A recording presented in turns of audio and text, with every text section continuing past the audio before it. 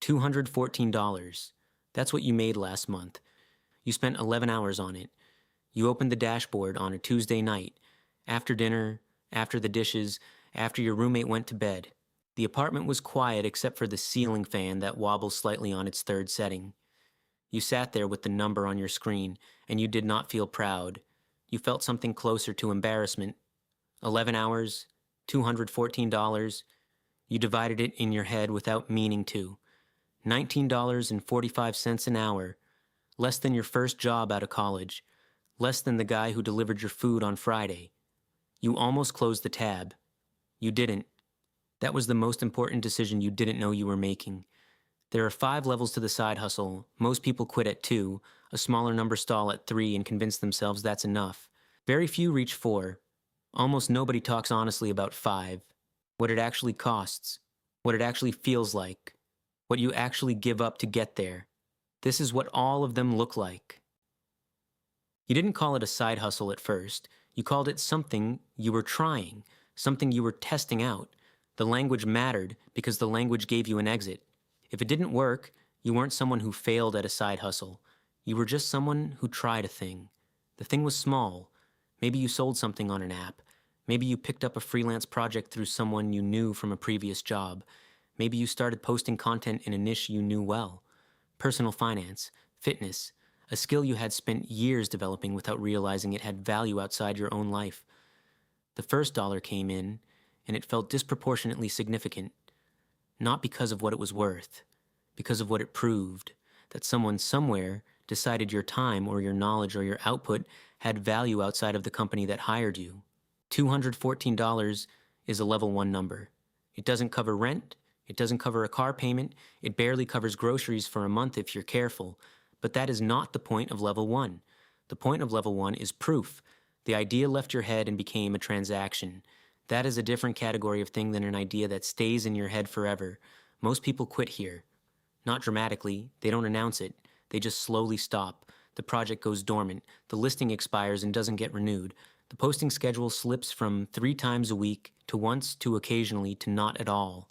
Life fills in the gap. The hours come back and nothing changes. The people who don't quit are not necessarily smarter or more talented. They are more comfortable with the specific discomfort of level 1, the low numbers, the slow feedback, the work that doesn't feel yet like it's working. They keep going, not because they are certain it will work. They keep going because they are more afraid of the version of themselves that stops. Something shifted. You didn't notice it the month it happened. You noticed it 2 months later when you looked back and realized the work had become consistent. You were no longer doing it when you felt motivated. You were doing it on the nights when you didn't want to, when you were tired from the actual job, when the last thing you wanted to open was another tab, but you opened it anyway. The money started to move, not fast, not in a way that anyone around you would find impressive, but the dashboard stopped showing you embarrassing numbers. It started showing you real ones. $400 one month, $610 the next, $580. Which felt like a setback until it was followed by $740, and that's when Level 2 revealed its real character, because Level 2 does not feel like winning. Level 2 feels like a second job. You are now managing 2 schedules, 2 sets of expectations, 2 sources of stress. Your weekday evenings belong to the hustle now in a way they didn't before. Your Saturday mornings, which used to be slow and belong entirely to you, have a task list attached to them. The people in your life start noticing. Your partner asks if you can just be present for one dinner. Your friends make a joke the 3rd time you say you can't come out. Because you have work to do, you smile at the joke. You go home and open your laptop. There is a specific loneliness to level 2 that no one prepares you for. It is not isolation. You are surrounded by people.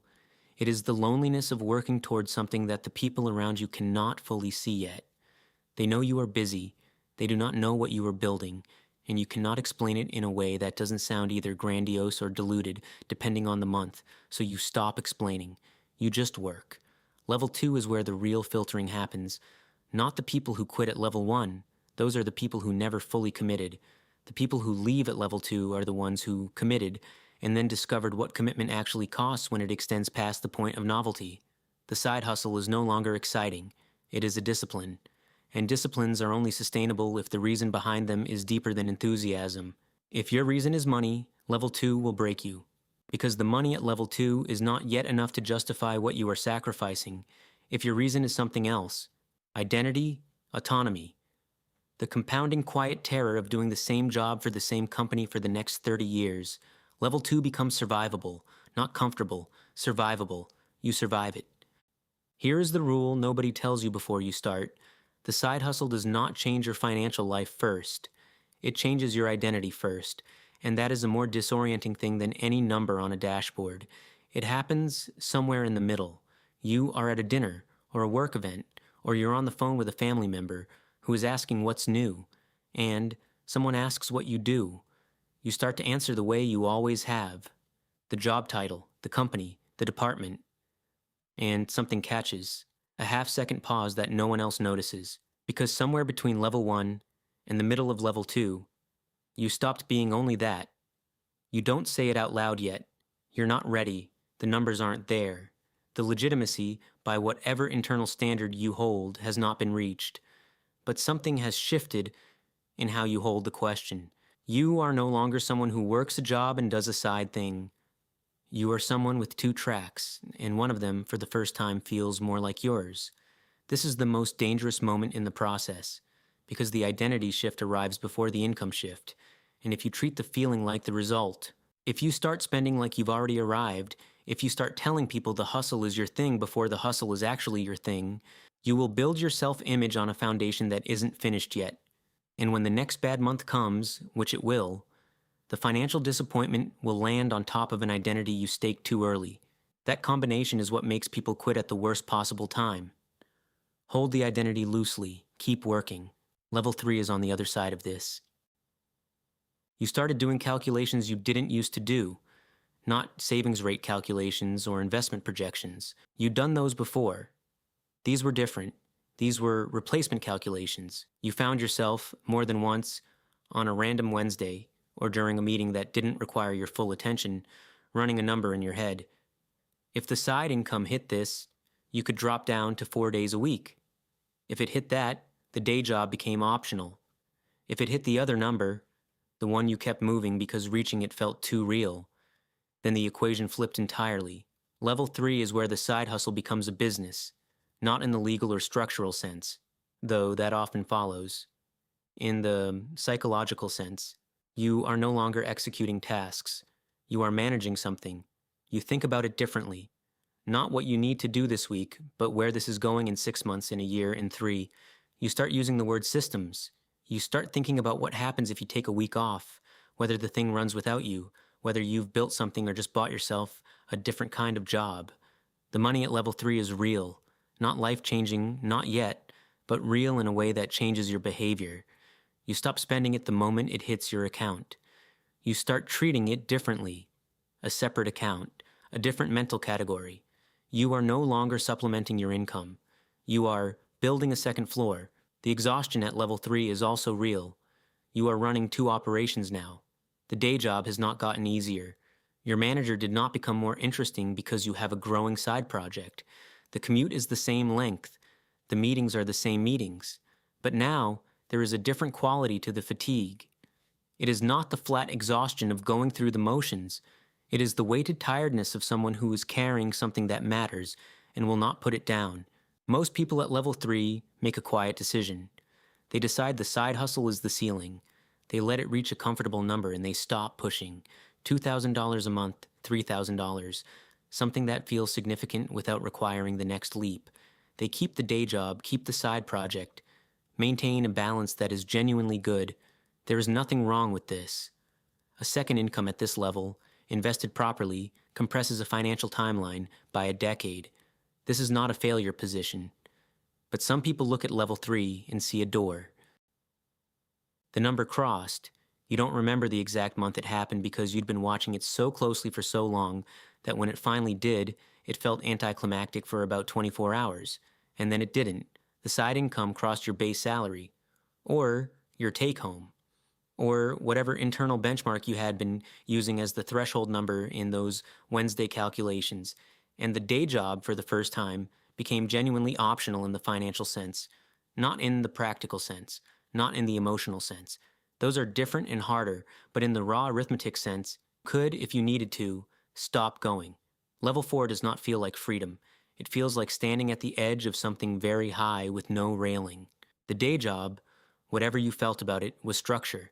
It was a floor. It was the reason you had to be somewhere at a specific time, which meant the rest of your life organized itself around it. The health insurance, the 401k match, the social architecture of colleagues in meeting rooms, and coffee at 9 a.m. These are not nothing. They are the scaffolding most people don't notice until the day they consider removing it. And here's the thing nobody says clearly enough. The scaffolding is also an excuse. As long as the job exists, you cannot fully know what you would do without it. You cannot fully commit to the hustle because the hustle has never had to carry the full weight. There is a version of you that has been operating at 60 or 70% because the other 30 or 40% was always the job's job. You don't know what you look like at 100%.